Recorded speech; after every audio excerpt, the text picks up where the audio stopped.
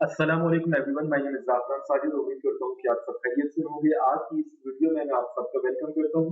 आज की इस वीडियो में हम एमटीएस 501 के important short series of lecture में लेक्चर नंबर 17 को आप लोगों के सामने डिस्कस करेंगे। इससे पहले वाले लेक्चर्स के लिंक्स आज की वीडियो के डिस्क्रिप्शन बॉक्स में आपको मिल जाएंगे। आप उन्हें यहाँ से ओपन करके देख सकते हैं। इस लेक्चर में हम इंट्रोडक्शन टू डिटर्मिनेंट जो है उसको हम डिस्कस करेंगे। आल्दो हम डिटर्मिनेंट के वर्ड से पहले भी फेमिलियर हैं, क्योंकि हमने इंटर लेवल पर किसी भी स्केयर मैट्रिक्स का डिटर्मिनेंट फाइंड करना सीखा हुआ है।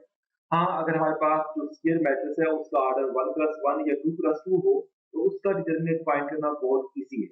लेकिन जो हम हायर ऑर्डर के स्केयर मैट्रिक्स के डिटर्मिनेंट की बात करते हैं तो उसमें कुछ खास किस्म के फार्मूलाज और टेक्निक्स होती हैं जिनको यूज करके हमने डिटर्मिनेंट फाइंड करना होता है। एक बात तो क्लियर है कि ये जो डिटर्मिनेंट होता है ये basically special type of number होता है जो हमेशा स्केयर मैट्रिक्स से ही मिल सकता है। मतलब क्या हुआ कि जो डिटर्मिनेंट है वो हमेशा स्केयर मैट्रिक्स का ही फाइंड कर सकते हैं। ओके, अच्छा, जो 2+2 ऑर्डर का मैट्रिक्स होता है उसका डिटर्मिनेंट कैसे फाइंड करते हैं अभी थोड़ी देर में अभी हम एग्जांपल करेंगे, जिसमें मैं आपको डिटेल के साथ समझा दूंगा। अच्छा, किसी भी मैट्रिक्स ए का किसी भी स्केयर मैट्रिक्स ए का जो डिटर्मिनेंट होता है उसको हम ऐसे रिप्रेजेंट करते हैं। उसको आप डी ऑफ ए लिख दें या इस तरह से ए के साथ जो है वर्टिकल लाइंस लगा दें, तो इसका मतलब है कि ये मैट्रिक्स ए के डिटर्मिनेंट की बात हो रही है। ओके, अच्छा, अभी जरा हम आगे चलते हैं और यहाँ पर सबसे पहले हमारे पास एक 2+2 ऑर्डर का मैट्रिक्स है। ये कुछ जनरल मैट्रिक्स दिया हुआ है 2+2 ऑर्डर का, इसको मैं यहाँ पे डिस्कस नहीं कर रहा। यहाँ पर जो स्पेसिफिक मैट्रिक्स है उसी की मैं बात करता हूँ। ठीक है, इस मैट्रिक्स ए का जो डिटर्मिनेंट है उसको मैं अभी फाइंड करने जा रहा हूँ।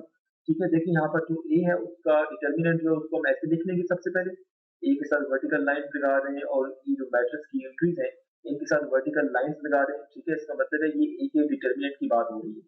अच्छा, अब डिटर्मिनेंट फाइंड कैसे करेंगे? जो मेन डायगोनल के ऊपर एलिमेंट्स है आपने उनको मल्टीप्लाई करना है। ये सिर्फ 2+2 ऑर्डर के लिए है। ठीक है, 2+2 ऑर्डर के स्केयर मैट्रिक्स के लिए ये टेक्निक है। जब बड़े ऑर्डर के स्केयर मैट्रिक्स होंगे तो उनके लिए हम जो टेक्निक यूज करेंगे वो मैं आपको बाद में बताऊंगा। ओके, अच्छा, 1 को 4 से मल्टीप्लाई किया तो यहाँ पे 1 into 4 आ गया, बीच में माइनस का साइन आएगा। और फिर 2 को 3 से मल्टीप्लाई करें तो यहाँ पे 2 into 3 आ गया। 4 माइनस 6 आ जाएगा तो आंसर -2 आ जाएगा। ठीक है, तो ये बेसिकली जब 2+2 ऑर्डर का कोई भी मैट्रिक्स आपके पास गिवन होगा तो उसका डिटर्मिनेंट आपने ऐसे ही फाइंड करना है। अच्छा, अभी यहाँ पर मैं एक मैट्रिक्स लिखता हूँ। लेट्स सपोज हमारे पास एक मैट्रिक्स बी है जिसकी जो एंट्रीज है वो कुछ इस तरह से है। -1, 7, दिस इज 9, दिस इज इसको मैं -7 कर लेता हूँ एंड दिस इज 2। इसका जो डिटर्मिनेंट है उसको हम कैसे फाइंड करेंगे? सबसे पहले आप इसका इस तरह लिख लेते हैं। बेसिकली बी का डिटर्मिनेंट हमने फाइंड करना है तो ये वर्टिकल लाइन जो हम लगा देंगे। ठीक है, 9 -7 दिस इज 2। ओके, अब यहाँ पर भी हमने वैसे ही करना है। -1 को 2 से मल्टीप्लाई करें, मैं यहाँ पे लिख लेता हूँ -1 into 2, बीच में माइनस का साइन आएगा। अच्छा, अब -7 को 9 से मल्टीप्लाई करें, -7 into 9। ओके, अच्छा, -1 को -2 से मल्टीप्लाई करेंगे तो -2 आएगा। अच्छा, माइनस माइनस प्लस हो जाएगा। 7 को 9 से मल्टीप्लाई करें तो दिस विल बी 63। -2 प्लस 63 तो आंसर 61 आएगा। तो इस बी मैट्रिक्स का जो डिटर्मिनेंट है बेसिकली वो 61 के इक्वल है। इस तरह से कोई भी आपके पास 2+2 ऑर्डर का स्केयर मैट्रिक्स गिवन होगा तो उस केस में जो डिटर्मिनेंट है वो आपने इसी टेक्निक को यूज करके फाइंड करना है। होप सो कि आपको इस चीज का आइडिया हो गया है। अच्छा, यहाँ पर हमारे पास उसने बताया हुआ है कि ये कुछ जनरल हमारे पास एक मैट्रिक्स ए है। ठीक है, इसका डिटरमिनेंट हम ऐसे फाइंड करेंगे। इस तरह से ऊपर मैंने बताया वैसे ही है ये भी, इसको आप देख लीजिएगा। अच्छा, जब हमारे पास 3x3 ऑर्डर का मैट्रिक्स हो तो उसका डिटरमिनेंट कैसे फाइंड करेंगे? ठीक है, 2+2 की केस में तो हमने मेन डायगोनल के ऊपर जो एलिमेंट्स थे उनको मल्टीप्लाई किया था, माइनस हाफ डायगोनल जो एलिमेंट्स थे उनको मल्टीप्लाई किया था तो आंसर आ गया था। अब यहाँ पर 3x3 ऑर्डर का जो मैट्रिक्स है, स्केयर मैट्रिक्स है, इसका डिटर्मिनेंट हम वैसे तो फाइंड नहीं कर सकते जिस तरह हमने 2+2 के केस में किया था। तो यहाँ पर जो टेक्निक यूज करेंगे वो मैं अभी आपको बताने लगा हूँ। अच्छा, यहाँ पर मैं आपको डायरेक्ट मेथड बताऊंगा, लेकिन आगे चल के जब हम 3x3 या उससे बड़े ऑर्डर के डिटर्मिनेंट मैट्रिक्स की बात करेंगे तो उसमें हम बेसिकली एक फार्मूला डिवेल्प करेंगे। ये जो अभी मैं आपको रैपिड सी टेक्निक बताने लगा हूँ ये टेक्निक बेसिकली उस फार्मूला से ही बनी है। ठीक है, लेकिन जब आपके पेपर में 3x3 या 4+4 ऑर्डर का कोई मैट्रिक्स गिवन हो उस केस में आप इस रैपिड टेक्निक को यूज करके आंसर निकाल सकते हैं। लेकिन जब 5+5 या 5+5 से बड़े ऑर्डर का जो मैट्रिक्स है या इनफैक्ट 3x3 ऑर्डर का भी कोई मैट्रिक्स हो या 2x2 ऑर्डर का भी कोई मैट्रिक्स हो, उस पर वो फार्मूला जो हम इस लेक्चर के आखिर में डिस्कस करेंगे वो आप यूज कर सकते हैं और आंसर निकाल सकते हैं। ठीक है, तो बाय द वे अभी हम इस 3x3 स्क्वायर मैट्रिक्स के डिटरमिनेंट की बात करते हैं। यहाँ पर मैं एक स्पेसिफिक एग्जांपल ले लेता हूँ। ये आपके पास एग्जांपल नंबर 2 है। इसमें आपने इस मैट्रिक्स ए का डिटरमिनेंट फाइंड करना है। अगर आप गौर से देखें तो इस मैट्रिक्स ए का जो ऑर्डर है वो 3x3 है। ओके, तो इसका डिटरमिनेंट कैसे फाइंड करेंगे? ओके, ये भी मैं आपको यहाँ पर डिटेल के साथ समझा देता हूँ। आपने करना ये है कि आपने इस मैट्रिक्स को सबसे पहले तो हम इसको लिख लेते हैं ए का डिटरमिनेंट, इस तरह वर्टिकल लाइंस लगा दी और इन एलिमेंट्स के साथ भी हम वर्टिकल लाइंस लगा लेते हैं। 1 4 7, this is 2, this is 5, this is -8, this is 3, this is 6 and this is 9। Okay, इसको बेसिकली हमने कैलकुलेट करना है। कैलकुलेट कैसे करेंगे? आपने करना ये है कि आपने इस 3x3 मैट्रिक्स को रेड्यूस करना है 2x2 ऑर्डर के डिटरमिनेंट मैट्रिक्स में। और 2x2 ऑर्डर के जो डिटरमिनेंट मैट्रिक्स है उसका डिटरमिनेंट तो हम इजीली फाइंड कर सकते हैं। अभी हमने एग्जांपल नंबर 1 में भी किया है कैलकुलेट। ठीक है, तो आपका जो मेन मकसद है, मेन आपका जो टास्क है वो ये है कि इस 3x3 ऑर्डर का जो डिटरमिनेंट मैट्रिक्स है इसको आप रेड्यूस करके 2x2 ऑर्डर के डिटरमिनेंट मैट्रिक्स में कन्वर्ट करें। अब ये कन्वर्जन कैसे होगी? आपने किसी एक रो या किसी एक कॉलम के जरिए इस मैट्रिक्स को एक्सपेंड करना है। ये रैपिड सी टेक्निक मैं आपको बता रहा हूँ। ठीक है, किसी एक रो या किसी एक कॉलम के जरिए आपने इस मैट्रिक्स को एक्सपेंड करना है। यूजुअली हम R1 के जरिए एक्सपेंड करते हैं। ठीक है, अच्छा मैं यहाँ पे लिख लेता हूँ expand expand by using R1, मतलब जो पहली रो है ना इस डिटरमिनेंट मैट्रिक्स की, उसके जरिए आपने इस गिवन मैट्रिक्स को एक्सपेंड करना है। अब कैसे एक्सपेंड करना है? आपने हमेशा याद रखना है कि R1 का देखिए 3 एलिमेंट्स हैं, एक 1 है, एक 2 है और एक 3 है। पहला एलिमेंट आपने प्लस के साथ लेना है, दूसरा माइनस के साथ और तीसरा फिर प्लस के साथ। ये प्लस माइनस प्लस मतलब अल्टरनेटिव साइंस में क्यों यूज कर रहा हूँ? आगे चल के जब हम डिटर्मिनेंट फाइंड करने के लिए फार्मूला डिवेल्प करेंगे तो उस फार्मूला से आपको क्लियर हो जाएगा कि ये प्लस माइनस प्लस क्यों आ रहा है, मतलब अल्टरनेटिव साइंस क्यों आ रहे हैं। अच्छा, अब मैं जरा एक्सपेंड कर लेता हूँ। पहला एलिमेंट 1 है। ठीक है, ये 1 है, इसको हमने प्लस के साथ लेना है, मतलब प्लस इंटू एलिमेंट क्या है 1 है। अच्छा, अब ये जो 1 है देखिए ये पहली रो है और पहले कॉलम में है, तो पहली रो और पहले कॉलम को आप डिलीट कर दें। बाकी हमारे पास जो भी बचते हैं एलिमेंट्स उनको आप देखिए ये 5 6 -8 9 बचता है ना, इसको आप डिटरमिनेंट फॉर्म में लिख लें 5 6 -8 9। अच्छा, अब हमारे पास जो दूसरा एलिमेंट है R1 का वो हमारे पास 2 है, तो 2 को आपने माइनस के साइन के साथ लेना है, माइनस इंटू 2 आ जाएगा। देखिए पहला एलिमेंट प्लस के साथ लिया, दूसरा एलिमेंट माइनस के साथ लिया। अच्छा, अब ये जो 2 है ये पहली रो में है और दूसरे कॉलम में है, इसे आप डिलीट करें। बाकी हमारे पास जो एंट्रीज आती हैं उनको आप 2x2 ऑर्डर के डिटरमिनेंट मैट्रिक्स की फॉर्म में लिख लें। अच्छा, जो आखिरी एलिमेंट है हमारे पास वो हमारे पास 3 है। ओके, इसको आपने अगेन से प्लस के साथ लेना है। देखिए पहले एलिमेंट को हमने प्लस के साथ लिया, दूसरे को माइनस के साथ और तीसरे को प्लस के साथ। ओके, यहाँ पर हमारे पास ये जो 3 है ये पहली रो में है और तीसरे कॉलम में है, इसे आप डिलीट करें। बाकी हमारे पास क्या बचा -4 5 7 -8। ओके, अब आप देख सकते हैं कि ये जो 3x3 ऑर्डर का डिटरमिनेंट मैट्रिक्स था ये रेड्यूस होके 2x2 ऑर्डर के डिटरमिनेंट मैट्रिक्स में कन्वर्ट हो गया है और इनका डिटरमिनेंट तो हम इजीली फाइंड कर सकते हैं। तो यहाँ पर मैं डायरेक्ट फाइंड करता हूँ। 1 तो ऐसे रहेगा, 5 को 9 से मल्टीप्लाई करें, दिस इज 45 आ जाएगा, बीच में माइनस का साइन आएगा। 6 को -8 से मल्टीप्लाई करें तो यहाँ पे -48 आ जाएगा। ओके, उसके बाद -2 ऐसे रहेगा। अच्छा, अब -4 को 9 से मल्टीप्लाई करें तो -36 आ जाएगा, बीच में माइनस का साइन। 7 को 6 से मल्टीप्लाई करें तो हमारे पास यहाँ पे 42 आ जाएगा। ओके, अब प्लस भी ऐसे रहेगा।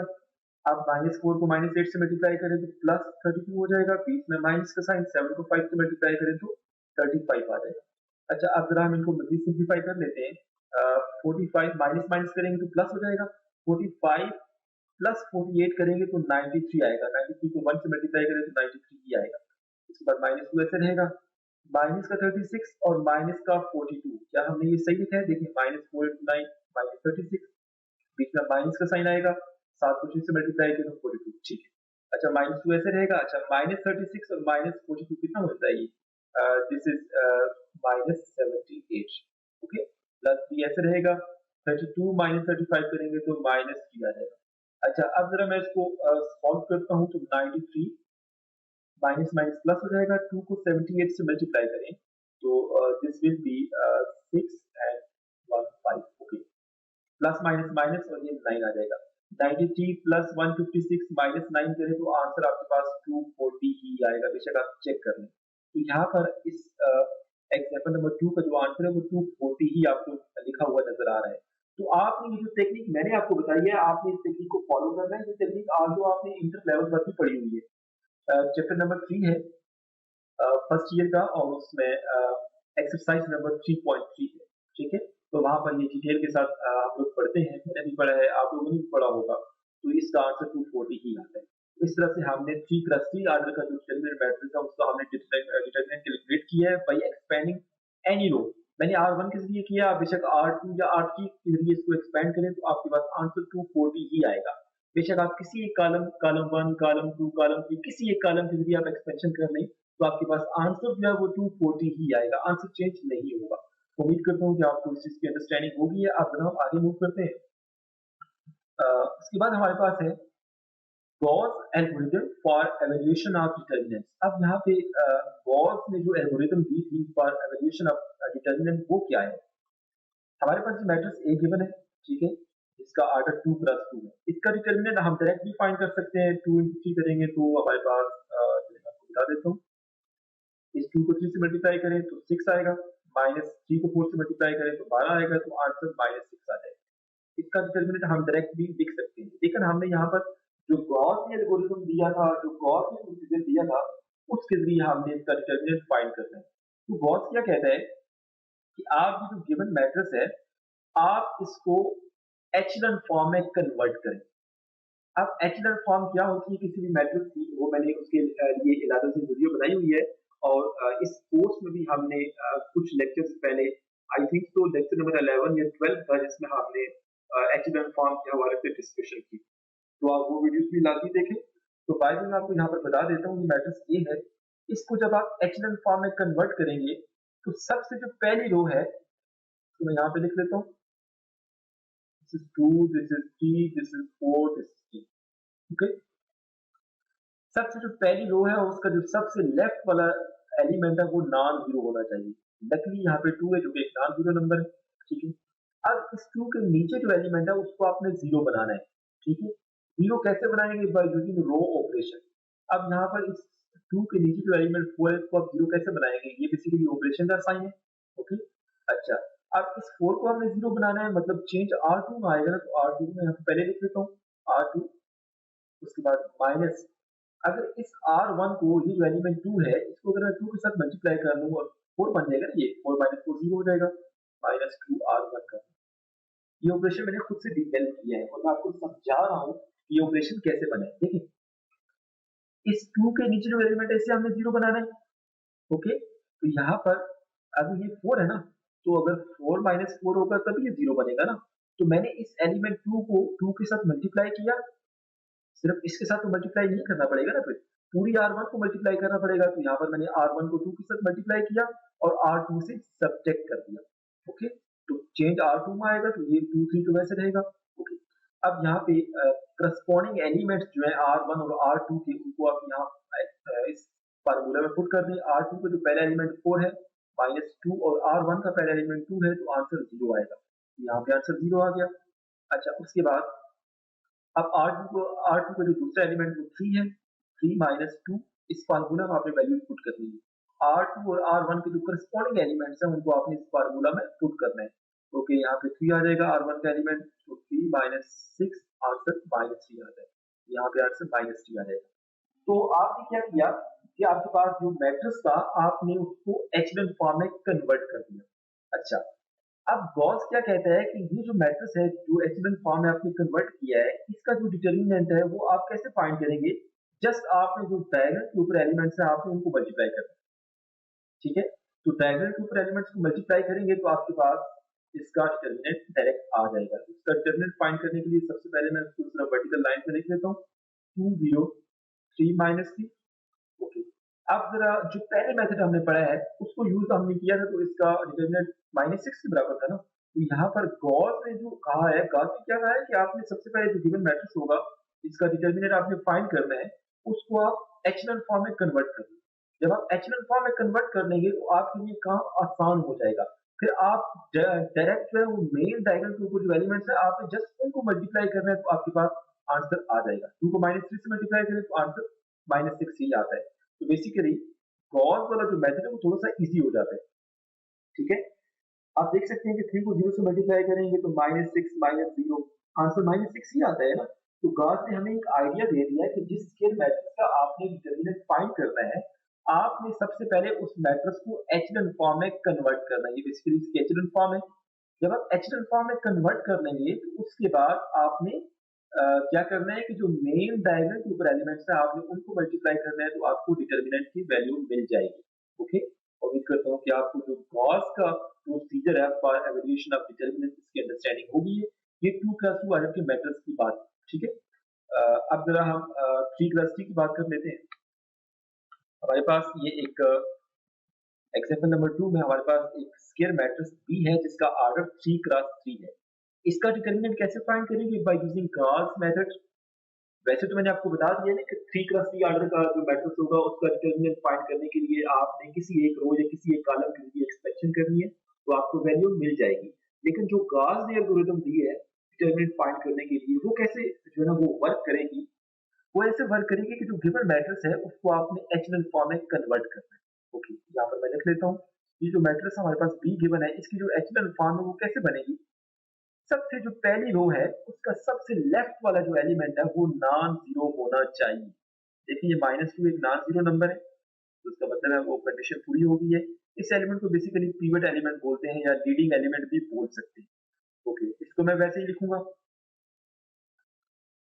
ये हमारे पास -2, दिस इज 2, दिस इज -3, ये तो वैसे रहेगा। उसके बाद ये -1, this is 1, this is 3, this is 2, this is 0, this is -1। Okay, ये हमारे पास पिवट एलिमेंट है। पहली रो का सबसे लेफ्ट वाला जो नॉन जीरो एलिमेंट है वो पिवट एलिमेंट कहलाता है, और एचेलॉन फॉर्म के लिए ये नॉन जीरो होना मस्ट है, एक कंडीशन है। ओके, अच्छा, अब इस पिवट एलिमेंट के नीचे जितने भी एलिमेंट्स हैं आपने उनको by using row operation zero बनाना है। ओके, अच्छा कैसे जीरो बनेंगे जी, अभी देख लेते हैं। सबसे पहले तो इस -1 को हमने जीरो बनाना है, तो -1 को जीरो बनाने के लिए चेंज R2 में लानी है ना हमने, तो यहाँ पर ऑपरेशन का साइन, यहाँ पे R2 ऐसे आएगा। अच्छा, अब ये -1 कैसे जीरो बनेगा? अगर मैं यहाँ पर कुछ ऐसे लिख दूं, -1 -1/2 इंटू -2, यही जीरो बन सकता है। देखिए 2 2 से कैंसिल, -1 और यहाँ पे माइनस माइनस प्लस हो जाएगा ना, तो -1 +1 आंसर 0 आ जाएगा ना। तो मतलब क्या हुआ कि हमारे पास ये जो R1 है, अगर मैं इसको 1/2 के साथ मल्टीप्लाई करूं, ठीक है, और R2 में से सब्ट्रैक्ट कर दूं, हमने सिर्फ इन करस्पॉन्डिंग एलिमेंट्स को देखना है कि ये -1 कैसे जीरो बनेगा। बाकी एलिमेंट्स में जो भी चेंजिंग आती है हमने उसको जो है ना उसको उससे परेशान नहीं होना। ओके, ओके, यहाँ पे मैं ऑपरेशन लिख देता हूँ, R2 -1/2 R1। अच्छा, अब चेंज R2 में आएगा तो बाकी सारे एलिमेंट्स में वैसे ही लिखता हूँ, -2 2 -3, R3 भी वैसे रहेगा 2 0 -1। ओके, अब R2 और R1 के जो करस्पॉन्डिंग एलिमेंट, ये R2 है और ये R1 है, मतलब पहली रो और दूसरी, इनके जो करस्पॉन्डिंग एलिमेंट्स हैं उन एलिमेंट्स को हम इस फार्मूला में पुट करते हैं। R2 का सबसे पहला एलिमेंट -1 है, -1/2 ऐसे रहेगा, और R1 का पहला एलिमेंट -2, इसको सॉल्व करें तो आंसर 0 ही आता है, तो यहाँ पे 0 आ गया। उसके बाद R2 का जो अगला नंबर है वो 1 है, और R1 का जो करस्पॉन्डिंग नंबर है R2 के वो 2 है, तो यहाँ फार्मूला में पुट करें 1 -1/2 इंटू 2, 2 2 से कैंसिल, 1 -1 करेंगे तो आंसर 0 आ जाएगा, तो यहाँ पर भी 0 आ गया। उसके बाद लास्ट वाले एलिमेंट की बात कर लेते हैं, 3 -1/2 इंटू -3, तो 3 माइनस माइनस प्लस हो जाएगा, 3/2। इसका आप एलसीएम लें तो हमारे पास 2 इंटू यहाँ पे 6 प्लस 3 तो 9 आ जाएगा, तो यहाँ पे ऊपर 9/2 आ जाएगा। उम्मीद करता हूँ कि आपको चीज समझ आ गई। ओके, अच्छा फिर इसको मैं रेज कर देता हूँ। ओके, अब जरा हमने जो पहली रो में जो पिवट एलिमेंट था उसके नीचे जो नंबर जीरो है, नंबर जो है जो -1 था उसको हमने जीरो बना दिया। अब इस पिवट एलिमेंट के नीचे 2 भी है, इसको भी हमें जीरो बनाना है। तो ये तो जीरो आराम से बन जाएगा, आपको ऑपरेशन भी समझ आ जाना चाहिए। देखिए 2 -2 करेंगे तो जीरो बन जाएगा ना। तो यहाँ पर हमने ऑपरेशन क्या लिखना है, फिर चेंज R3 में लाना है, तो R1 और R2 की वैल्यू मैं से लिखता हूँ -3 और यहाँ पे 9/2। ओके, ऑपरेशन क्या होगा, ऑपरेशन का साइन है, चेंज R3 में लाना है, R3 प्लस R1 करेंगे, R3 प्लस R1 देखें ना, 2 में अगर -2 को ऐड करेंगे, 2 प्लस -2 तो ये 2 -2 R3 हो जाएगा ना। ओके, तो इस वजह से हमें यहाँ पे घबराना नहीं है, हमने जस्ट यहाँ पे इस ऑपरेशन को सबसे पहले मेंशन कर लें। अब जरा R3 और R1 के जो करस्पॉन्डिंग एलिमेंट्स है, देखिए ये पहला एलिमेंट, ये पहला एलिमेंट 2 जो है, ये पहले एलिमेंट 2 में ऐड करें तो 0 बन जाएगा। ये 0 को 2 में ऐड करें, ये भी 2 बनेगा। -1 को -3 में ऐड करें तो यहाँ पे -4 हो जाएगा। ओके, यहाँ तक क्लियर है। अब हमारे पास ये जो पिवट एलिमेंट है पहली रो में सबसे लेफ्ट वाला, इसके नीचे दोनों एलिमेंट्स को हमने 0 बना लिया। अच्छा, अब जो दूसरी रो है उसका सबसे लेफ्ट वाला जो एलिमेंट है वो 9/2 है। ठीक है, तो हम क्या करते हैं कि क्योंकि तीसरी रो में यहाँ पे पहले 2 आ जाता है, तो इस वजह से हम क्या करते हैं, आर 2 को और R3 को हम इंटरचेंज कर देते हैं। देखिए जब मैं R2 और R3 को इंटरचेंज करूंगा, -2 ऐसे रहेगा, इन दोनों रो को इंटरचेंज कर दें, मतलब तीसरी रो को दूसरी बना दें और दूसरी रो को तीसरी बना दें। ओके, यहाँ पे 9/2 आ जाएगा।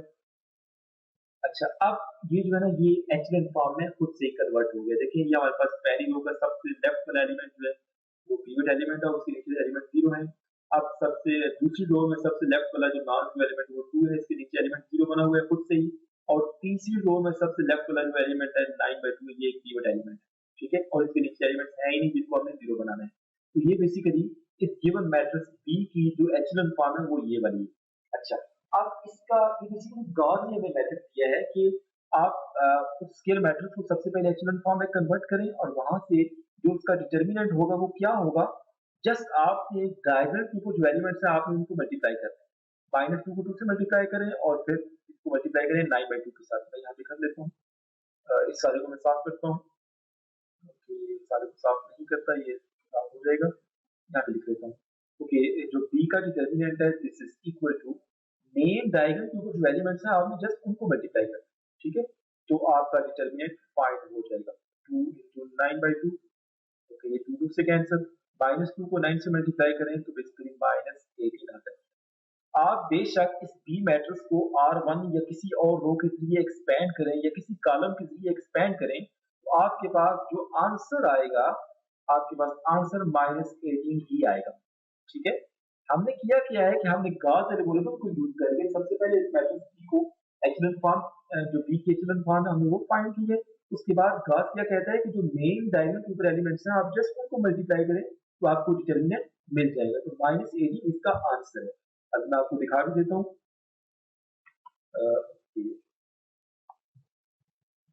ये आप देख सकते हैं कि इस डिटर्मिनेंट जो बी का डिटर्मिनेंट है वो -18 के बराबर है, इसलिए ऐसे ही फाइंड किया। अच्छा, नेक्स्ट हम मूव करते हैं। यहाँ पे एक पॉइंट लिखा हुआ मैं आपको समझा देता हूँ। Now the determinant of this upper triangular matrix is the product of its increase on the main diagonal and that is. अच्छा, मैंने आपको बताया कि जो मैट्रिक्स बी है इसको आपने एचलन फॉर्म में कन्वर्ट किया, तो उसके बाद जो मेन डायगोनल के ऊपर एलिमेंट्स हैं आपने जस्ट उनको मल्टीप्लाई करना है, ये आपके पास वो फॉर्म है। ठीक है, ये भाई ये जो मैट्रिक्स है ये बेसिकली एक अपर ट्रायंगुलर मैट्रिक्स है। तो गॉस एल्गोरिथम में हम ये भी कह सकते हैं कि सबसे पहले जो गिवन मैट्रिक्स होगा उसको आपने अपर ट्रायंगुलर फॉर्म में कन्वर्ट करना है या उसको एचलन फॉर्म में कन्वर्ट करना है, दोनों बातें एक ही है। ठीक है, तो यहाँ पे उसने अपर ट्रायंगुलर मैट्रिक्स का वर्ड यूज किया है। ठीक है, मतलब मेन डायगोनल और मेन डायगोनल के ऊपर जो एलिमेंट्स हैं वो नॉन जीरो होंगे और मेन डायगोनल के जो नीचे एलिमेंट्स हैं वो जीरो होंगे। ऐसे मैट्रिक्स को हम अपर ट्रायंगुलर मैट्रिक्स बोलते हैं। ठीक है, और इसको एचलन फॉर्म भी हम कह सकते हैं। ठीक है, गिवन मैट्रिक्स की एचलन फॉर्म भी हम बोल सकते हैं। अच्छा, हम आगे मूव करते हैं। नेक्स्ट हमारे पास अगर आपको नजर आ रहा हो तो यहाँ पे 1 + 1 ऑर्डर का जो मैट्रिक्स होगा जिसमें एक ही एलिमेंट होगा उसका डिटर्मिनेंट बेसिकली वही खुद एलिमेंट होगा। फॉर एग्जाम्पल अगर मैं ये कहूँ कि हमारे पास एक मैट्रिक्स है ए है, जिसमें सिर्फ एक एंट्री है 2। इसका जो डिटर्मिनेंट होगा वो बेसिकली किसके इक्वल होगा, वो 2 के बराबर ही होगा, मतलब वही एलिमेंट इसका डिटर्मिनेंट कहलाएगा। अच्छा, उसके बाद अगर हमारे पास 2+2 ऑर्डर का मैट्रिक्स हो तो उसका डिटर्मिनेंट मैंने आपको बता दी है, ठीक है, कैसे फाइंड होता है। लेकिन अगर गाउस एल्गोरिथम को यूज करें तो फिर गाउस एल्गोरिथम में सबसे पहले इस गिवन मैट्रिक्स को आपने एचेलन फॉर्म में या अपर ट्रायंगुलर फॉर्म में कन्वर्ट करना है। जब आप इसे अपर ट्रायंगुलर फॉर्म में कन्वर्ट करेंगे तो इसका डिटर्मिनेंट होगा basically product of the diagonal entries होगा। देखिए आपके पास ये 2+2 ऑर्डर का मैट्रिक्स है, ठीक है। सबसे पहले हमने a21 को 0 बनाया, a21 को 0 बनाने के लिए हमें ऑपरेशन करना पड़ा, ठीक है। आप परेशान नहीं, ये जनरल मैट्रिक्स के लिए लिखा हुआ है। जब कुछ स्पेसिफिक मैट्रिक्स होगा तो उसका एचेलन फॉर्म या उसके अपर ट्रायंगुलर फॉर्म है वो आप इजीली फाइंड कर सकते हैं। मैंने आपको हेल्प एग्जांपल भी पहले समझाया है। क्योंकि इसको हमने 0 बनाया। अभी हमारे पास जो मेन डायगोनल के ऊपर एलिमेंट्स है कौन कौन से हैं, एक a11 है और एक हमारे पास ये एलिमेंट है। इन दोनों को मल्टीप्लाई करेंगे तो इस मैट्रिक्स का डिटर्मिनेंट आ जाएगा। तो यहाँ पर इस चीज को मैंने हाईलाइट किया हुआ। अच्छा, आगे मूव करते हैं जी। नेक्स्ट हमारे पास राष्ट्रीय ऑर्डर का स्केल मैट्रिक्स है और ये हमारे पास एक जनरल सब मैट्रिक्स है, ठीक है। इसका हमने डिटर्मिनेंट फाइंड करना है by using Gauss algorithm. So Gauss algorithm क्या कहता है कि सबसे पहले आप उस मैट्रिक्स को एचेलन फॉर्म में या अपर ट्रायंगुलर फॉर्म में कन्वर्ट करें और उसके बाद जो मेन डायगोनल के ऊपर एलिमेंट्स हैं उनको जस्ट मल्टीप्लाई करें तो उस मैट्रिक्स का डिटर्मिनेंट मालूम हो जाएगा। तो थोड़ी देर पहले हमने एक स्पेसिफिक एग्जांपल दी थी जिसमें हमने एक 3x3 ऑर्डर का मैट्रिक्स दिया था और with the help of Gauss algorithm हमने उसका डिटर्मिनेंट फाइंड किया था। तो यहाँ पर भी ये देखिए क्योंकि ये एक जनरल सा मैट्रिक्स है तो इसमें ये मुश्किल मुश्किल से ऑपरेशन आपको नजर आ रहे होंगे, तो आपने इससे परेशान नहीं होना। आपके पेपर में ये वाला क्वेश्चन नहीं आएगा, ठीक है। आपके पेपर में कोई स्पेसिफिक किस्म का 3x3 ऑर्डर का या इससे बड़े ऑर्डर का मैट्रिक्स गिवन होगा।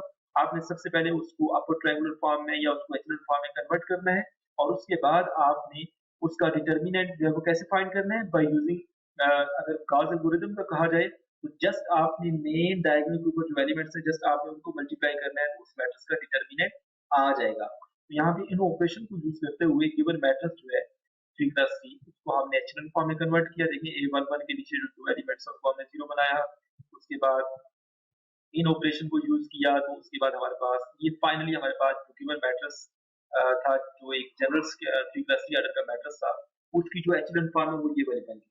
अच्छा, अब एचेलन फॉर्म जब बन गए तो उसके बाद क्या करते हैं, अगर गॉस एल्गोरिथम को यूज करके हमने डिटर्मिनेंट फाइंड करना है तो एचेलन फॉर्म में कन्वर्ट करना है या एपो ट्रायंगुलर फॉर्म में गिवन मैट्रिक्स को कन्वर्ट करना है और उसके बाद जो मेन डायगोनल के ऊपर एलिमेंट्स है। अब इस मैट्रिक्स के मेन डायगोनल कौन सा है, देखिए ये a11 एलिमेंट है, a22 पे और ये सारा एलिमेंट है ये a33 पोजीशन पे है, ठीक है। इन तीनों को जस्ट आपने मल्टीप्लाई करना है तो इस गिवन मैट्रिक्स का डिटर्मिनेंट आ जाएगा। तो ये बेसिकली गॉस ने एल्गोरिथम दी थी। यहाँ पे मैंने हाईलाइट भी किया हुआ है determinant of a is equal to product of the diagonal entries. Okay, अच्छा आगे मूव करते हैं। नेक्स्ट देखते हैं जी क्या है। नेक्स्ट ये सारा कुछ हुई कैलकुलेशन लिखी है, इससे आपने परेशान नहीं होना, ठीक है। नेक्स्ट हमारे पास बहुत इंपॉर्टेंट एक स्टेटमेंट है जिसे मैंने हाईलाइट किया। वो कहता है कि अगर कोई मैट्रिक्स ए जो है वो इन्वर्टिबल है तो इसका मतलब है कि उसका डिटर्मिनेंट नॉन जीरो होगा।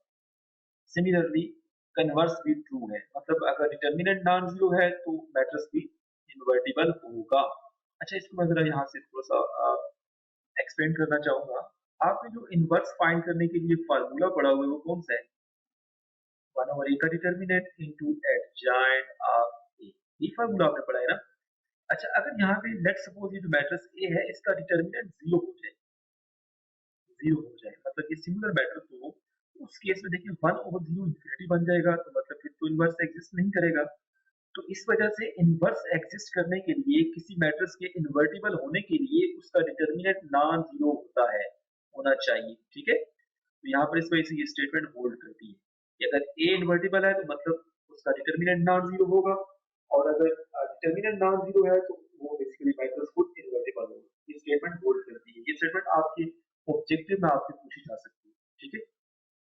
ओके, आगे मूव करते हैं। यहाँ पर ये जो सारी कैलकुलेशन हुई पड़ी है, अभी थोड़ी देर बाद हम दो डेफिनेशन पढ़ेंगे, minor of an element and cofactor of an element. उन दोनों डेफिनेशन को यूज करके हम दो फार्मूलाज जो है वो डिवेल्प करेंगे और उन दो फार्मूलाज को यूज करके हम किसी भी ऑर्डर का स्केलर मैट्रिक्स हो उसका हम डिटरमिनेंट फाइंड कर सकते हैं, ठीक है। चाहे बड़े से बड़े आर्डर का हो या छोटे से छोटे आर्डर का हो, तो उसका मैट्रिक्स का डिटर्मिनेंट हम इजीली फाइंड कर सकते हैं, ठीक है, by using that formulas. Okay, यहाँ पर एग्जांपल नंबर 3 है, सबसे पहले हम इसको देख लेते हैं। इस एग्जांपल में हमने इस मैट्रिक्स ए का डिटरमिनेंट फाइंड करना है।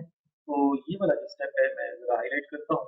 इस स्टेप से आपको अंदाजा हो रहा होगा कि जो पहली रो है ना इस मैट्रिक्स की, इस पहली रो के जरिए हमने इस मैट्रिक्स को एक्सपेंड किया है। जो इस लेक्चर के स्टार्ट में मैंने एग्जांपल आपको कराई थी 3 × 3 आर्डर के मैट्रिक्स के लिए, उसी तरह की है, ठीक है। तो यहाँ पे हमने पहली रो के जरिए एक्सपेंशन की, तो हमारे पास ये 42 जो है ना, ये इसका डिटरमिनेंट आ गया। ओके, आगे मूव करते हैं। नेक्स्ट हमारे पास ये मैट्रिक्स ए है, जो कि 4 × 4 आर्डर का मैट्रिक्स है, ठीक है। इसमें यहाँ पर जो उसने कहा है कि A32 जो एलिमेंट है ये कैसे फाइंड किया जाता है। ये A32 है क्या, अभी जरा इसको हम डिस्कस नहीं करते। आगे चल के जब हम minor of an element and cofactor of an element की बात करेंगे तो वहां पर आपको A32 का मतलब समझ आ जाएगा। ओके, आगे चलते हैं। नेक्स्ट हमारे पास ये डेफिनेशन है, इस डेफिनेशन को भी अभी हम छोड़ देते हैं, ठीक है। इस डेफिनेशन का भी यहाँ पे कोई तुक नहीं बनता। आई डोंट नो उन्होंने कैसे यहाँ पे इस चीज को मेंशन कर दिया, ये आखिर में होना चाहिए था। सो बाय द वे यहाँ पर अभी हम नेक्स्ट एग्जांपल करते हैं। उसमें ये एग्जांपल नंबर 4 में आप देखें तो ये एक मैट्रिक्स है 3 × 3 आर्डर का। इसका भी आपने डिटरमिनेंट फाइंड करना है। यहाँ पर कुछ मुश्किल मुश्किल से फार्मूलाज आपको नजर आ रहे होंगे, तो आप फॉर द मोमेंट इनको भूल जाए, ठीक है। अभी आगे चलते हैं। ओके, नेक्स्ट हमारे पास जो डेफिनेशन है ये है minor of an element. Minor of an element का मतलब क्या है, द डेफिनेशन को हम पढ़ लेते हैं। If A is a square matrix then the minor of entry aij called the ijth minor of A is denoted by mij, ठीक है, and is defined to be the determinant of the submatrix that remains when the ith row and jth column of A are deleted। इस definition को जरा मैं यहाँ पे लिख के समझा देता हूँ। हमारे पास एक मैट्रिक्स है, यहाँ पे मैं लिख देता हूँ A11 A12 A13 A21 A31 A22 A32 A23 and A33। ये हमारे पास एक 3 × 3 आर्डर का जनरल सा मैट्रिक्स हमने ले लिया। अच्छा, अब यहाँ पे वो क्या कह रहा है कि माइनर ऑफ AIG, ये बेसिकली AIJ जो है ना, ये बेसिकली इस मैट्रिक्स का कोई सा भी एलिमेंट हो सकता है। आई और जे की अगर वैल्यू हम यहाँ पे पुट करें, अगर आई की वैल्यू 1 रखें, जे की वैल्यू 1 रखें तो ये पहला एलिमेंट बन जाएगा। अगर आई की वैल्यू 1 रखें और जे की वैल्यू 2 रखें तो ये दूसरा एलिमेंट हो जाएगा, एंड सो ऑन। वो कह रहा है कि जो AIJ कोई जनरल एलिमेंट की बात हो रही है कि माइनर ऑफ AIJ का मतलब क्या है। माइनर ऑफ AIJ को हम MIJ से रिप्रेजेंट करेंगे। माइनर ऑफ AIJ जो है बेसिकली उसको हम कैसे रिप्रेजेंट करेंगे, MIJ से। अच्छा, अब ये MIJ कैसे कैलकुलेट करेंगे, आपने उस वो जो एलिमेंट जिस रो में है और जिस कॉलम में है आप उसे डिलीट करें, बाकी जो भी आपके पास एंट्रीज बचेंगी वो बेसिकली उस एलिमेंट का माइनर कहलाया जाएगा, ठीक है। यही बात हमने इस लेक्चर के स्टार्ट में की थी, जब मैंने आपको कहा था कि आप अभी जस्ट ये रैपिड टेक्निक याद रखें और उसके बाद हम आगे चल के फार्मूला डिवेल्प करेंगे। तो अभी हम वो फार्मूला ही डिवेल्प करने लगे हैं। ओके, अगर मैं आपसे ये कहूँ कि A11 जो एलिमेंट है इसका माइनर आपने फाइंड करना है और अक्सर औकात ऑब्जेक्टिव में आपसे पूछा जाएगा, ठीक है। अच्छा, A11 का माइनर किसके बराबर होगा, बेसिकली A11 का जो माइनर है उसे हम कैसे रिप्रेजेंट करते हैं, M11 से। अब ये जो M11 है ये किसके इक्वल है, A11 जिस रो में है और जिस कॉलम में है आप उसे डिलीट कर दें। देखिए A11 जो है ये पहली रो में है और पहले कॉलम में, इसे आप डिलीट करें ताकि क्या बचा, यहाँ पे A22 आ जाएगा, यहाँ पे A23 आ जाएगा, यहाँ पे A32 आ जाएगा और यहाँ पे A33 आ जाएगा। तो बेसिकली ये जो एलिमेंट A11 है इसका जो माइनर है वो इस मैट्रिक्स के बराबर है, इस डिटरमिनेंट मैट्रिक्स के बराबर है। उम्मीद करता हूँ कि आपको चीजों की अंडरस्टैंडिंग होगी। अच्छा, अगर मैं आपसे ये कहूँ कि A22 जो एलिमेंट है, इसको मैं जरा रेज करता हूँ, सॉरी यहाँ पे ये आ जाता है। अगर मैं आपसे ये कहूँ कि ये जो एलिमेंट है A22 इसका माइनर आपने फाइंड करना है, तो A22 का जो माइनर है उसे हम कैसे रिप्रेजेंट करेंगे, M22 से। और ये जो M22 है ये बेसिकली कौन सा डिटरमिनेंट मैट्रिक्स है, मैं आपको बता देता हूँ। देखिए A22 जिस रो में है और जिस कॉलम में है आप उसे डिलीट करें, ये दूसरे कॉलम और दूसरी रो में से आप डिलीट करें, बाकी क्या बचा, A11 A13 A31 A33। Okay, ये बेसिकली जो A22 है उसका माइनर इस मैट्रिक्स के बराबर है। उम्मीद करता हूँ कि आपको किसी भी एलिमेंट की जो माइनर की डेफिनेशन है वो अंडरस्टैंड हो गई है और कैसे कैलकुलेट करना है ये भी आपको समझ आ गया। आगे मूव करते हैं। ओके, यहाँ पर हमारे पास ये मैट्रिक्स जो ऊपर मैट्रिक्स मैं आपको दिखा देता हूँ। हमारे पास ये जो मैट्रिक्स है, दिस वन, इस मैट्रिक्स में हमने डिफरेंट एलिमेंट्स के माइनर फाइंड किए हैं। ठीक है, आगे चल के मैं आपको बता देता हूँ। सबसे पहले इस मैट्रिक्स के अंदर जो पहला एलिमेंट है 1, वो कौन सी पोजीशन पे है? A11 पोजीशन पे है ना। बेसिकली उसका जो माइनर होगा वो M11 होगा। ठीक है, तो 1 का माइनर इसके बराबर है, उसके बाद M12 जो एलिमेंट है उसका माइनर इसके बराबर है, सिमिलरली ये माइनर। ठीक है, अब नेक्स्ट हमारे पास डेफिनेशन है cofactor of an element. Cofactor of an element की डेफिनेशन क्या है? कोफैक्टर का ये फार्मूला है, चलो मैं यहाँ पे लिख देता हूँ। कोफैक्टर का जो इंटर लेवल पे आपने फार्मूला पढ़ा था वो ये था, ए आई जे, किसी भी एलिमेंट ए आई जे का जो कोफैक्टर होता है उसे हम रिप्रेजेंट करते हैं कैपिटल ए आई जे से। ये इंटर लेवल की डेफिनेशन में आपको बता रहा हूँ। ठीक है, किसी भी मैट्रिक्स के अंदर किसी भी एलिमेंट का जो कोफैक्टर होता है, ए आई जे कोई भी एलिमेंट है उसका जो कोफैक्टर है उसे हम कैपिटल ए आई जे से रिप्रेजेंट करते हैं। और ये जो कैपिटल ए आई जे है ये किसके बराबर है? -1 to raise power I plus J M I J. देखिए ये एम आई जे बेसिकली उस एलिमेंट का माइनर है जो हमने थोड़ी देर पहले हमने डेफिनेशन पढ़ी है। ओके, ये बेसिकली कोफैक्टर की डेफिनेशन, कोफैक्टर का फार्मूला है। ठीक है, अच्छा, अब आपसे एग्जाम में पूछा जा सकता है कि मैट्रिक्स के अंदर कोई भी एलिमेंट है उसका कोफैक्टर आप फाइंड करें। सबसे पहला जो एलिमेंट है A11 पोजीशन पे जो पड़ा होता है उसका आपने कोफैक्टर फाइंड करना है। तो यहाँ पे आपने आई और जे की जगह 11 पुट करना है। ठीक है, और इस पहले एलिमेंट का कोफैक्टर आपने फाइंड करना है। ठीक है, और ये जो M11 होगा ये बेसिकली उस पहले एलिमेंट का माइनर होगा। ठीक है, अच्छा, यहाँ पे ये कुछ फार्मूलाज लिखे हुए हैं। ठीक है, कुछ स्पेसिफिक मैट्रिक्स के लिए उसने यहाँ पे फाइंड भी किए हुए हैं। मैट्रिक्स ऊपर लिखा है, यहाँ पे नीचे वो मैट्रिक्स फाइंड किए हैं, तो ये थोड़ी सी कंफ्यूजन हो जाती है। अभी यहाँ पे मैं एक मैट्रिक्स नीचे जो गिवन है इस मैट्रिक्स के लिए इस सारी कैलकुलेशन करता हूँ। यहाँ पर जो डेफिनेशन है उसमें इस कैपिटल ए की जगह यहाँ पे सी यूज किया है। मतलब किसी भी एलिमेंट ए आई जे का जो कोफैक्टर होता है उसे आपने सी आई जे कहा है। आप उसे ए आई जे कह लें या सी आई जे कह लें, एक ही बात। ठीक है, मतलब क्या है मेरे कहने का, मतलब देखिए समझा देता हूँ। इंटर लेवल पर जो डेफिनेशन थी उसमें ये था कि किसी भी एलिमेंट ए आई जे का जो कोफैक्टर है उसे आप इस तरह रिप्रेजेंट करते हैं। यहाँ पर जो डेफिनेशन लिखी है उसमें क्या है कि किसी भी मैट्रिक्स के अंदर जो एलिमेंट ए आई जे होता है उसका जो कोफैक्टर होता है उसे आप सी आई जे से रिप्रेजेंट करते हैं। यहाँ पर ये सी आई जे वाली रिप्रेजेंटेशन है, तो यहाँ पर लेफ्ट साइड पे सी आई जे आ जाएगा, फिर सी आई जे आ जाएगा। ठीक है, is equal to -1 to raise power I plus J into M I J. अब जरा यहाँ पर एक स्पेसिफिक मैट्रिक्स लेते हैं।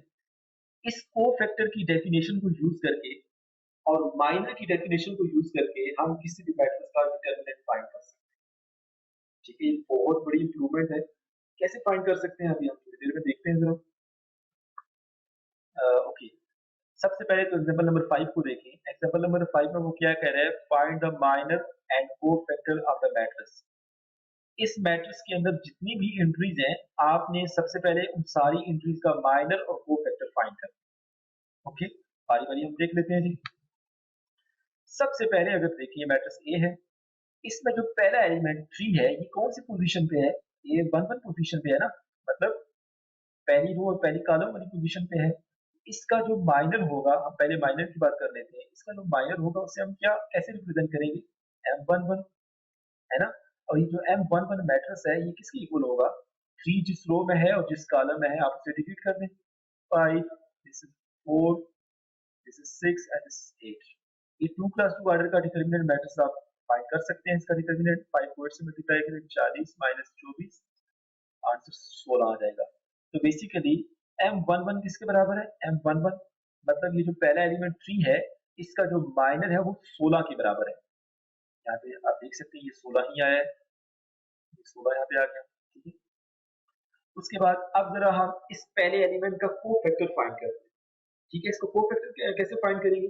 पहला एलिमेंट है ना बेसिकली, ये 1 1 पोजीशन पे है, ठीक है।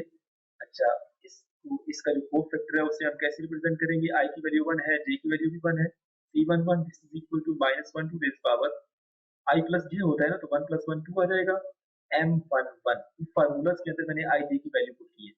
ओके, ये -1 का स्क्वायर जो है ये +1 हो जाएगा, तो यहाँ पे m11 आ जाएगा, और m11 जो हमने फाइंड किया वो 16 के बराबर है।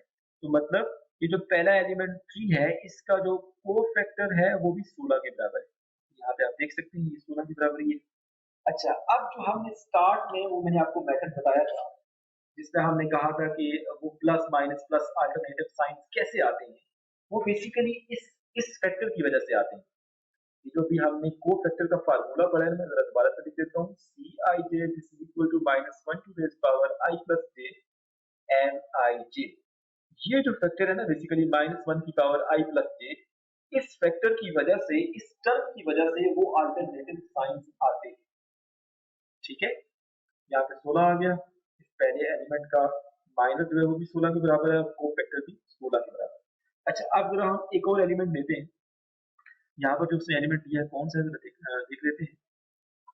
अब A32 एलिमेंट लिया उसने, तीसरी रो और दूसरा कॉलम, हमने गिवन मैट्रिक्स में से देखना है कि तीसरी रो और दूसरे कॉलम में कौन सा एलिमेंट है। देखिए ये तीसरी रो है और दूसरा कॉलम, मतलब ये 4 एलिमेंट की बात हो रही है, ठीक है। ये जो एलिमेंट 4 है इसकी बात हो रही है। इस एलिमेंट 4 का सबसे पहले हमने माइनर फाइंड करना है। अब इसका माइनर किसके बराबर होगा, 4 जिस कॉलम में है और जिस रो में है आप उसे डिलीट कर दें, 4 इज इक्वल टू m32, इसके माइनर को हम m32 से रिप्रेजेंट करेंगे। अच्छा, 4 जिस रो में है और जिस कॉलम में है उसे आप डिलीट करें, 32 आ जाएगा, -4 6 आ जाएगा। इसका डिटर्मिनेंट आप फाइंड करें तो ये 18 प्लस 8 करेंगे तो हमारे पास 26 आ जाएगा, ठीक है। तो बेसिकली ये जो 4 एलिमेंट है इसका माइनर किसके बराबर है, 26 के बराबर है। मैं आपको यहाँ से दिखा भी देता हूँ, जो मैंने यहाँ पे फाइंड किया हुआ है, आप देख सकते हैं कि ये उसका जो माइनर है वो मैं तो वैसे ही फाइंड किया जैसे मैंने आपको बताया है, ठीक है। ये 26 के बराबर है। अच्छा, अब जरा इस 4 का को फैक्टर फाइंड कर लें। को फैक्टर फाइंड करने के लिए आपने ये जो माइनर फाइंड किया है ना, इसको आपने इस फैक्टर के साथ मल्टीप्लाई करना है, ठीक है। मतलब चलिए मैं यहाँ पे लिख देता हूँ, फार्मूला क्या था, C I J this is equal to -1 to raise power i plus J M I J. Okay, अब एलिमेंट जो था वो कौन सी पोजीशन पे था, 3 2 पोजीशन पे था ना, मतलब i की वैल्यू 3 है और j की वैल्यू 2 है। -1 की पावर 3 + 2 करेंगे तो 5 आ जाएगा, और m32 -1 को 5 टाइम मल्टीप्लाई करें तो माइनस ही आएगा। m32 जो भी हमने फाइंड किया वो 26 है, तो जो को फैक्टर है वो कितना आ गया, -26 आ गया इस एलिमेंट का। ओके, तो इस तरह से हम किसी भी मैट्रिक्स के अंदर किसी भी एलिमेंट का माइनर और को फैक्टर फाइंड करते हैं, ठीक है। ये आपसे एग्जाम में पूछा जा सकता है। अच्छा, अब मैंने आपको बोला था कि माइनर और को फैक्टर के लिए हम डिटरमिनेंट फाइंड कर सकते हैं। कैसे फाइंड कर सकते हैं जी, मैं आपको बताता हूँ। यहाँ पे मैं 2 फार्मूलाज भी लिखने लगा हूँ, आगे आपके हैंड आउट्स में क्या लिखा है आई रियली डोंट नो, लेकिन यहाँ पे मैं 2 फार्मूलाज लिखने लगा हूँ और इन 2 फार्मूलाज को आपने याद रखना है। पहला फार्मूला क्या है, लेट्स सपोज हमारे पास कोई मैट्रिक्स ए है, ठीक है। ये हमारे पास कोई मैट्रिक्स ए है जिसका डिटरमिनेंट हमने फाइंड करना है। इसका डिटरमिनेंट किसके बराबर होगा जी, मैं पहला फार्मूला लिखता हूँ जरा, I1 AI1 capital A I1 plus AI2 capital A I2 plus so on up to AIN capital AIN, where जो I है वो कहाँ से कहाँ तक वेरी हो रहा है, I बेसिकली 1 से 2 3 अप टू n। इस फार्मूले का मतलब क्या है, आप जरा इस फार्मूले का मतलब आपको समझाने लगा। ये जो पहला फार्मूला है ना, मैंने आपको बोला था कि किसी भी मैट्रिक्स को आप किसी एक रो या किसी एक कॉलम के लिए एक्सपैंड करें ना, किसी भी स्केयर मैट्रिक्स की बात कर रहा हूँ, कि आप किसी स्केयर मैट्रिक्स को किसी एक रो या किसी एक कॉलम के लिए एक्सपैंड करें तो उसका डिटरमिनेंट आ जाएगा। मैंने आपको ऐसा बोला था ना। अब ये वो फार्मूला है जो हमें बताता है कि जो बेसिकली आई होता है ये रो को रिप्रेजेंट करता है ना। आई चेंज करते जाए, बेशक आप I1 के लिए एक्सपैंड करें, I2 के लिए एक्सपैंड करें, I3 के लिए एक्सपैंड करें, यहाँ पे आई वेरी हो रहा है, ठीक है ना। किसी भी रो के लिए एक्सपैंड करना चाहें आप उस रो का नंबर यहाँ पे पुट करें, मतलब लेट्स सपोज मैं चौथी रो के जरिए एक्सपेंशन करना चाहता हूँ, तो यहाँ पे आई की जगह 4 पुट कर दें। ये यहाँ देखें आई वैरी हो रहा है 1 2 3 4 अप टू n, तो आई की जगह यहाँ पे 4 पुट कर दें, तो चौथी रो के जरिए एक्सपेंशन हो जाएगी। ठीक है, और आपके पास यहाँ पे वैल्यूज आ जाएंगी। अच्छा, अब जरा यहाँ पे मैं दूसरा फार्मूला लिखता हूँ, ये रोज के लिए है कि आप किसी भी रोज के जरिए एक्सपेंशन करें तो आपके पास मैट्रिक्स का डिटर्मिनेंट आ जाएगा। अब जरा मैं कॉलम के लिए फार्मूला लिखता हूँ। अगर ये आपके पास कोई स्क्वायर मैट्रिक्स है और आप कॉलम के जरिए इसका डिटर्मिनेंट फाइंड करना चाहते हैं, कॉलम को एक्सपेंड करने के बाद, तो यहाँ पे ए 1j, ये बेसिकली कॉलम को रिप्रेजेंट करता है, capital 1j plus A 2j, capital A 2j plus so on up to, अगर आपके पास ए जो है वो कोई n क्रॉस n मैट्रिक्स हो उसकी बात कर रहा हूँ, ठीक है, A N J, capital A N J. अच्छा, अब इन दोनों को यहाँ पे जो चले मैंने तो पहले यहाँ पे हमारे पास जो j है वो कहाँ से कहाँ तक वैरी हो रहा है, j is equal to 1 2 up to n, जितने भी कॉलम होंगे। ठीक है, ये जो आपको कैपिटल ए नजर आ रहा है दोनों फार्मूला के अंदर, this capital A, this capital A, this capital A, यहाँ पर भी कैपिटल ए है, ये बेसिकली कोफैक्टर को शो कर रहा है। ठीक है, और ये जो 7 एलिमेंट लिखे हैं A1j A2j, ये बेसिकली उस मैट्रिक्स के एलिमेंट्स हैं।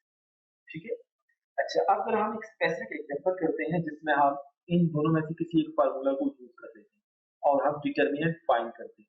ठीक है, यहाँ पर हमारे पास क्योंकि कैपिटल ए की जगह उसने सी को यूज किया है, क्योंकि मैंने आपको बोला था ना कि इंटर की बुक में यहाँ पर कोफैक्टर को कैपिटल सी से शो किया है, CIJ। ठीक है, तो यहाँ पर मैंने कैपिटल ए लिख दिया, तो आप इस सारे फॉर्मूले को सी में कन्वर्ट कर दें, मतलब कैपिटल ए की जगह आप जस्ट सी पुट कर दें। ठीक है, यहाँ पर उसने आपको नजर आ रहा होगा ये determinant of A is equal to, ये कैपिटल सी यूज किया है, इसके लिए जो कैपिटल सी है ये कोफैक्टर को शो कर रहा है। ठीक है, अच्छा, अब जरा हम एक स्पेसिफिक एग्जांपल करते हैं और इस मैटर किसी मैटर का हम डिटरमिनेंट फाइंड करते हैं। अच्छा, हमारे पास ये एग्जांपल नंबर 4 है, इस एग्जांपल नंबर 6 है, इसमें वो क्या कह रहा है कि यूजिंग कोफैक्टर, आपने कोफैक्टर कंसेप्ट को यूज करते हुए आपने इस मैट्रिक्स का डिटरमिनेंट फाइंड करना है। ओके, अच्छा, using cofactor expansion along the first column, अब वो जो लेफ्ट साइड में फार्मूला लिखा हुआ था उसकी बात कर रहे हैं, और उस फार्मूले में जे की जगह 1 आपको पुट करना है। ठीक है, मैं जरा फार्मूले को लिख देता हूँ। हमारे पास जो जनरल फार्मूला था वो क्या था, ए का determinant this is equal to A1j, capital A1j, चलिए हम इसको यहाँ पे सी यूज कर लेते हैं क्योंकि कोफैक्टर को सी से रिप्रेजेंट किया है, C1j plus A2j, capital C2j up to so on, और यहाँ पे ANJ, कैपिटल CNJ। अच्छा, अब हमारे तो ये तो बेसिकली जब आपके पास कोई n क्रॉस n मैट्रिक्स होगा तो उसकी बात है। ठीक है, n रोज और n कॉलम सिस्टम होगा। अच्छा, हमारे पास जो यहाँ पे मैट्रिक्स है उसमें देखिए 3 रोज और 3 कॉलम है। ठीक है, तो यहाँ पर हमारे पास ये जो फार्मूला है उसकी पहली 3 टर्म ही बचेंगी, अगर मैं इसको डिलीट करके दोबारा से लिखता हूँ, इस स्पेसिफिक मैट्रिक्स के लिए जिसका आर्डर 3 क्रॉस 3 है, इसका जो डिटरमिनेंट होगा बाय यूजिंग कोफैक्टर कंसेप्ट वो किसके बराबर होगा, A1j, capital C1j plus A2j, capital C2j plus A3j, capital C3j।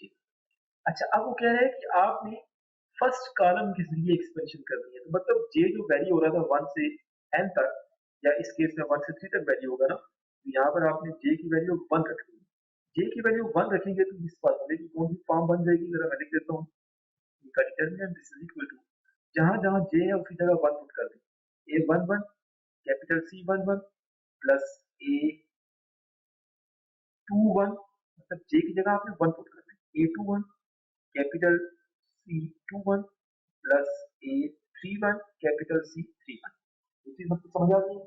अच्छा, अब इस फार्मूले में ये जो A11 है ये बेसिकली पहला एलिमेंट है, A21 जो है ये -4 है, पहले कॉलम की बात हो रही है ना, और A31 जो है बेसिकली ये 7 के बराबर है, ये तो हमें पता चल गई इनकी वैल्यूज।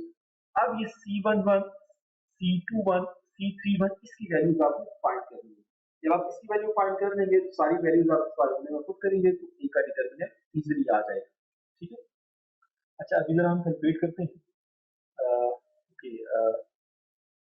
यहाँ पर मैं लिख लेता हूँ ज्यादा से सारे को मैं साफ करता हूँ। ठीक है, अच्छा अब जरा मैं पहले कॉलम के लिए मैंने एक्सपेंशन करनी है तो मैं जरा कुछ वैल्यू लिख लेता हूँ। ये 1 1 जो है वो 1 के बराबर है, उसके बाद ये 2 1 जो है वो -4 के बराबर है और ये 3 1 जो है वो 7 के बराबर है। अब सबसे पहला जो काम है मेरा वो C11 फाइंड करना है। C11 हमने फाइंड करना है। अच्छा Cij का जो फार्मूला है उसको मैं यहाँ पे लिखता हूँ। Cij this is equal to -1 to raise power i plus j Nij। Okay, i और j की जगह 1 1 पुट करें। C11 इज इक्वल टू -1 की पावर 1 प्लस 1 2 आ जाएगा। जब -1 का स्क्वायर करेंगे तो प्लस 1 आ जाएगा, -1 का स्क्वायर करेंगे तो प्लस 1 आ जाएगा और यहाँ पे m11 तो -1 का स्क्वायर प्लस 1 आ गया तो यहाँ पे m11 आ गया। अब इस पहले एलिमेंट जो कि A11 पोजीशन पे है इसका M11 कैसे फाइंड करते हैं, इसका माइनस कैसे फाइंड करते हैं कि जिस रो में है और जिस कॉलम में है उसका डिलीट करें, बाकी क्या बचा 5 6 -8 9। तो यहाँ पर हमारे पास तो मैं यहाँ पे लिख देता हूँ लेवल से C11 किसके बराबर हो जाएगा, M11 की वैल्यू पुट करते हैं आप जरा। This is 5 this is 6 -8 this is 9। इसका डिटरमिनेंट कैसे फाइंड करेंगे, 9 को 5 से मल्टीप्लाई करें 45, बीच में माइनस आएगा और एक माइनस इधर से भी आएगा तो ये प्लस हो जाएगा। 8 को 6 से मल्टीप्लाई करें तो 48, तो आंसर 93 है। ठीक है, तो जो C11 है हमारे पास उसकी वैल्यू कितनी आ गई, 93 आ गई। मैं आपको जरा दिखा भी देता हूँ। Let me show you. ये बेसिकली वो C1 देखिए, ये A11 जो है वो 1 के बराबर है और C11 जो है वो 93 के बराबर है। सिमिलरली A21 जो है वो 4 के बराबर है और C21 जो है वो 42 के बराबर है। ये आपने वैसे ही फाइंड करना है। तो इस तरह से हम 240 जो है ना इसका डिटरमिनेंट फाइंड कर लेंगे। अब बेशक इस मेथड को R1 के लिए एक्सपेंड करें तो मैंने मेथड आपको पहले सिखाया हुआ है, तो इसका डिटरमिनेंट 240 ही आएगा और हमने ऊपर 240 कैलकुलेट किया था अगर आपको याद हो। इस तरह से हम कोफैक्टर के कंसेप्ट को यूज करके डिटरमिनेंट फाइंड करते हैं। ये जो फार्मूले मैंने आपको दो बताए हैं, इन दो फार्मूला में आपने रोज और कॉलम को जस्ट मतलब सेट करना है कि पहली रो के लिए आपने एक्सपेंशन करनी है या दूसरी रो के लिए या पहले कॉलम या दूसरे कॉलम के लिए एक्सपेंशन करनी है। बाकी जो काम है वो आपने किसी भी आर्डर का मैट्रिक्स हो इसका आप डिटरमिनेंट इजीली फाइंड कर सकते हैं। ठीक है, इन फार्मूलाज को यूज करके अगर कोई बड़े आर्डर का स्केयर मैट्रिक्स हो और हम उस पर ये फार्मूला लगाएं तो आपको हमें उस पर बहुत ज्यादा वर्क करना पड़ेगा। ठीक है, क्योंकि हर एलिमेंट का कोफैक्टर फाइंड करना पड़ेगा, सब कुछ करना पड़ेगा, लेकिन आप आखिरकार जो है वो रिजल्ट तक पहुंच जाएंगे। ठीक है, उम्मीद करता हूँ कि आपको ये सारी चीजें समझ आ गई कि कोफैक्टर और माइनर को यूज करते हुए हम किस तरह से किसी मैट्रिक्स का किसी स्केयर मैट्रिक्स का डिटरमिनेंट फाइंड करते हैं। ठीक है, यहाँ पे एक थ्योरम है, इसको इधर आप देख लें। ये थ्योरम वही है जो मैंने आपको फार्मूलाज बताए, ये दो फार्मूलाज हैं कि आप रोज को चेंज करें और कॉलम को चेंज करें तो किस तरह से आप डिटरमिनेंट फाइंड करते हैं। ये जो बेसिकली पहला फार्मूला है इसमें जो मैट्रिक्स ए का डिटरमिनेंट है वो देखिए इसके बराबर है। यहाँ पर AI1 CI1 AI2 CI2 and so on. ठीक है, यहाँ पर रोज को चेंज करना है आपको, पहली रो के लिए आप डिटरमिनेंट फाइंड करना चाहते हैं या दूसरी रो के लिए या किस रो के लिए।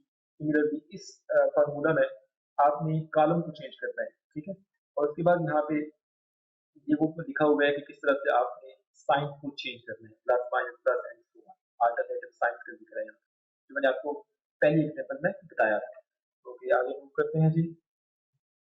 नेक्स्ट हमारे पास एग्जांपल नंबर 7 है। इसमें भी हमने कोफैक्टर के कंसेप्ट को यूज करना है और थर्ड रो के लिए तीसरी रो ये वाली आपने इस मैट्रिक्स का डिटरमिनेंट फाइंड करना है। ओके, आगे मूव करते हैं।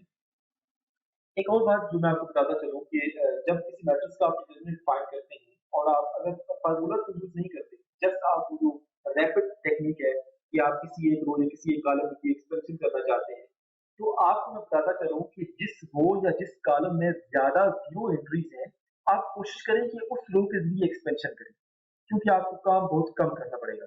यहाँ पर अगर हम देखें तो ये जो तीसरा कॉलम है इसमें सिर्फ एक नॉन जीरो एंट्री है। अगर हम इसके जरिए एक्सपेंशन करते हैं इस गिवन मैट्रिक्स का डिटरमिनेंट फाइंड करने के लिए तो हमें काम बहुत कम करना पड़ेगा। कैसे काम करना पड़ेगा जरा मैं दिखा देता हूँ आपको।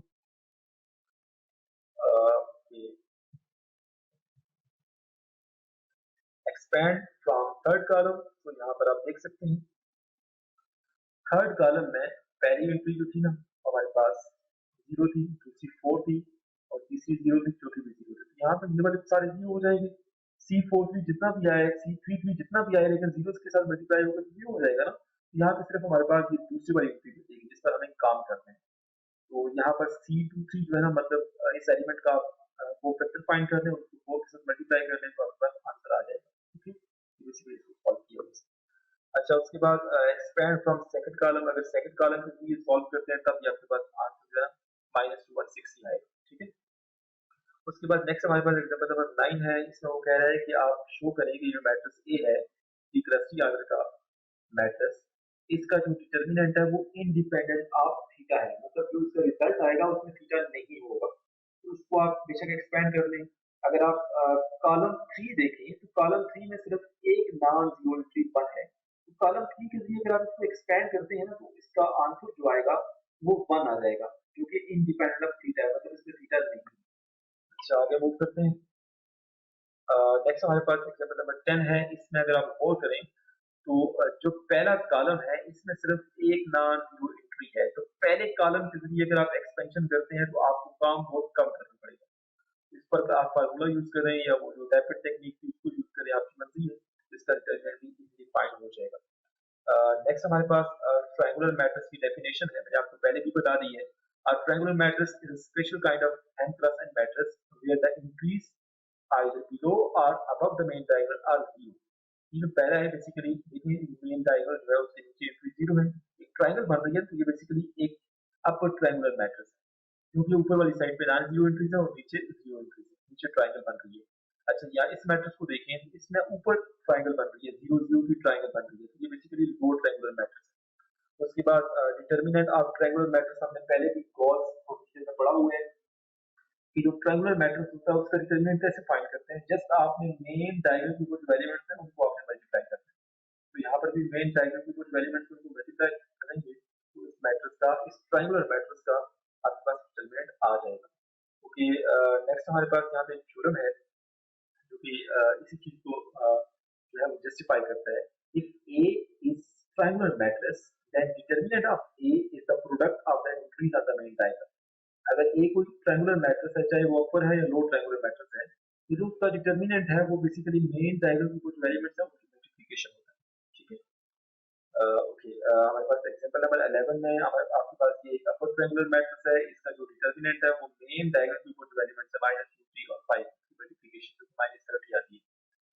ओके, उसके बाद हमारे पास ये इस एग्जांपल के अंदर एक और मैट्रिक्स है जिसमें जो कि एक लो ट्रायंगुलर मैट्रिक्स है। इसमें भी हमारे पास जो मेन डायगोनल के ऊपर एलिमेंट्स हैं 1 9 -1 2 -2, इनकी मल्टीप्लिकेशन जो आती है वो बेसिकली इस ट्रायंगुलर मैट्रिक्स का डिटर्मिनेंट है। उसके बाद इस एग्जांपल को भी आप देख लीजिएगा, इसमें भी ऐसा ही कुछ लिखा हुआ है। ओके, यहाँ पर एक न्यूमेरिकल नोट है, इसको भी हम देख लेते हैं। न्यूमेरिकल नोट में ये है कि अगर आपके पास एक 25 क्रॉस 25 का मैट्रिक्स हो, ठीक है, इसका डिटर्मिनेंट जो है अगर हम को फैक्टर एक्सपेंशन के लिए फाइंड करना चाहें तो ये बेसिकली इम्पॉसिबल हो जाएगा, क्योंकि बहुत काम करना पड़ेगा। इम्पॉसिबल कहना तो शायद मुनासिब नहीं है, क्योंकि हमें बहुत ज्यादा काम करना पड़ेगा, उसके बाद इसका आंसर आएगा। ठीक है, और अगर हम एक सुपर कंप्यूटर को यूज करें और वो सुपर कंप्यूटर जो है वो 1 ट्रिलियन मल्टीप्लिकेशन पर सेकंड करे, अगर कोई सुपर कंप्यूटर है जो कि 1 ट्रिलियन मल्टीप्लिकेशन पर सेकंड जो है करे, तो उस केस में भी ये जो 25 क्रॉस 25 का डिटरमिनेंट मैट्रिक्स है उसको सॉल्व करने के लिए उसे 5 लाख ईयर्स दरकार होंगे। ठीक है, तो बेसिकली ये जो को फैक्टर का कंसेप्ट है इसके लिए डिटरमिनेंट फाइंड करना जो है ये बहुत महंगा पड़ जाता है। इससे अच्छे अच्छे मेथड भी हैं जिसके जरिए हम जो है ना वो डिटरमिनेंट फाइंड कर सकते हैं। आगे चल के हायर मैथमेटिक्स में हम उनके बारे में बात करेंगे। ओके, उसके बाद एग्जांपल नंबर 12 है। उसमें भी आप देख सकते हैं कि ये जो C3 है इसमें एक एलिमेंट नॉन जीरो है, इसके लिए एक्सपेंशन करेंगे तो हमें काम बहुत कम करना पड़ेगा। ठीक है, तो आप देख लीजिएगा। उसके बाद बेसिकली इस लेक्चर की एक्सरसाइज है। ये लेक्चर थोड़ा सा लेंथी हो गया लेकिन कुछ चीजें आपको डिटेल के साथ समझाना बहुत जरूरी थी। तो यहाँ पर भी इन सारे मैट्रिक्स का आपने डिटरमिनेंट फाइंड करना है। होप सो आज की इस लेक्चर में आपको चीजें समझ आ गई हैं। अगर किसी को कुछ चीज समझ नहीं आई तो काइंडली कमेंट बॉक्स में कमेंट करें। और इसके अलावा हमने एक एमपीएच 501 का एक व्हाट्सएप ग्रुप बनाया हुआ है, जिसमें हम इससे रिलेटेड प्रॉब्लम को डिस्कस करते हैं। तो उस व्हाट्सएप ग्रुप का जो लिंक है वो आज के वीडियो के डिस्क्रिप्शन बॉक्स में आपको मिल जाएगा। आपसे यहाँ से ओपन करके ज्वाइन कर सकते हैं। तो thank you so much for watching my video. अगर आपको ये वीडियो पसंद आई है तो काइंडली इस वीडियो को लाइक करें, मेरे चैनल को सब्सक्राइब करें और उसे ज्यादा से ज्यादा शेयर करें। और आप हमें फेसबुक पर भी जो है ना वो फॉलो कर सकते हैं। नेटवर्क जाफरान के नाम से वहाँ पर हमारा फेसबुक पेज है, जहाँ पर हम अपना कंटेंट जो है वो शेयर करते हैं।